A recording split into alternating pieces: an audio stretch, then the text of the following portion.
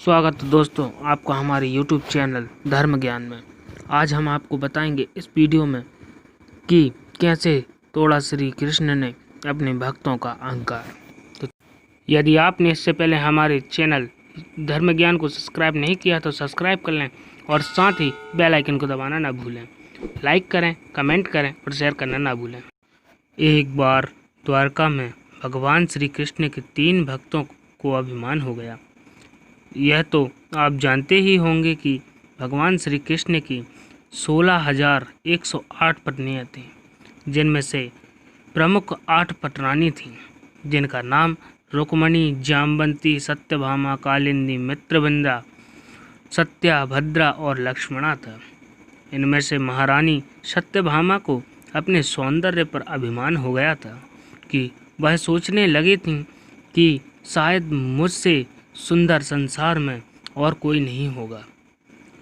और दूसरे भक्त श्री गरुड़ा जी, जो भगवान श्री कृष्ण के वाहन थे, जो पक्षियों के राजा कहलाते हैं, इन्हें अपनी उड़ने की शक्ति पर अहंकार हो गया था और सोचने लगे थे कि मैं तो प्रभु का वाहन हूँ और प्रभु को अपनी पीठ पर लेकर घूमता हूँ, मुझे कोई उड़ने में हरा नहीं सकता। अतः तीसरे भक्त भगवान श्री कृष्ण के सुदर्शन चक्र को भी अहंकार हो गया। तब सुदर्शन चक्र सोचने लगे कि संसार में मुझसे शक्तिशाली अस्त्र कोई और नहीं होगा, अतः मैं तो भगवान की एक उंगली में रहता हूँ, मुझे परास्त कर सके ये जमाने में कोई है नहीं। भगवान श्री कृष्ण तो जग के पालनहार हैं, उनसे आखिर कौन सी बात छुपी हुई है। उन्होंने तो तीनों का अभिमान नष्ट करने के लिए श्री राम भक्त हनुमान का स्मरण किया और ऐसी मुरली बजाई कि हनुमान जी अपने आप को रोक नहीं पाए और अपने प्रभु से मिलने की इच्छा की। वहाँ श्री कृष्ण ने अपने वाहन गरुड़ को भेजा और कहा कि तुम जाओ और रास्ते में तुम्हें एक वानर मिलेगा, उसे तुम लेकर आओ और कहना कि तुम्हें मैंने बुलाया है। प्रभु को प्रणाम करते हुए गरुड़ जी अपने अभिमान में चले। जब हनुमान जी को देखा तो कहने लगे, ऐ वानर, तुम्हें भगवान श्री कृष्ण ने बुलाया है। यह सुनकर हनुमान जी ने कहा, कौन भगवान? मैं तो सिर्फ अपने राम को जानता हूँ और मैं किसी भगवान को नहीं जानता। गरुड़ जी अभिमान से भरे हुए थे और कहने लगे कि तू चलता है या नहीं, अतः तुझ पर बल का प्रयोग करना होगा। हनुमान जी ने गरुड़ को अपनी पूंछ में लपेटा और सागर में फेंक दिया। गरुड़ लंगड़ाते हुए श्री कृष्ण के पास आए और सारा वृतांत कहने लगे। प्रभु, वो वानर नहीं, काल है, मुझे बहुत मारा और पूंछ में लपेटकर सागर में फेंक दिया। तब श्री कृष्ण बोले कि तुमने उनसे कहा क्या था? तब गरुड़ जी कहने लगे, प्रभु, मैंने तो यही कहा था कि भगवान श्री कृष्ण ने तुम्हें बुलाया है। तब कृष्ण बोले कि तुम्हें तो यही तो नहीं कहना था, अब जाकर तुम कहना कि तुम्हें श्री राम ने बुलाया है। गरुड़ जी प्रभु को प्रणाम कर फिर चल दिए।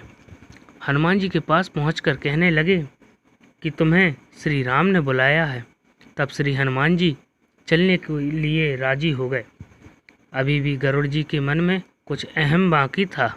कहने लगे, मुझसे तेज संसार में कोई पक्षी उड़ नहीं सकता, मैं प्रभु को अपनी पीठ पर बिठाकर उड़ता हूँ।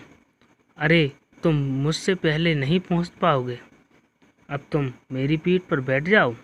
हनुमान जी ने फिर उन्हें अपनी पूंछ में लिपटाया और सागर में फेंक दिया।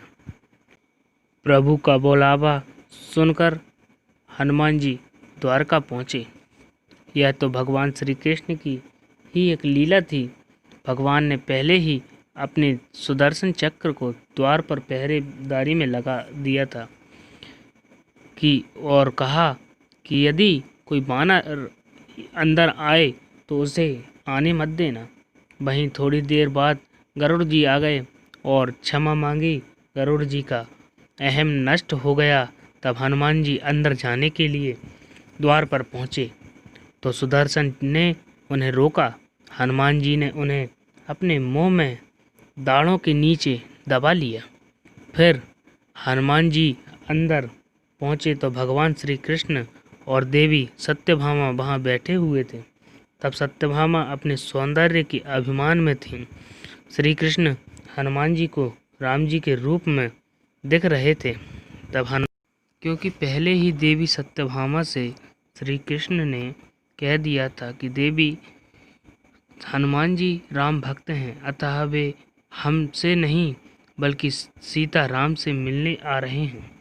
यह सुन देवी सत्यभामा ने सोचा कि हनुमान जी मुझे पहचान ही नहीं पाएंगे, अतः उन्होंने बहुत सुंदर देवी सीता का रूप धारण किया।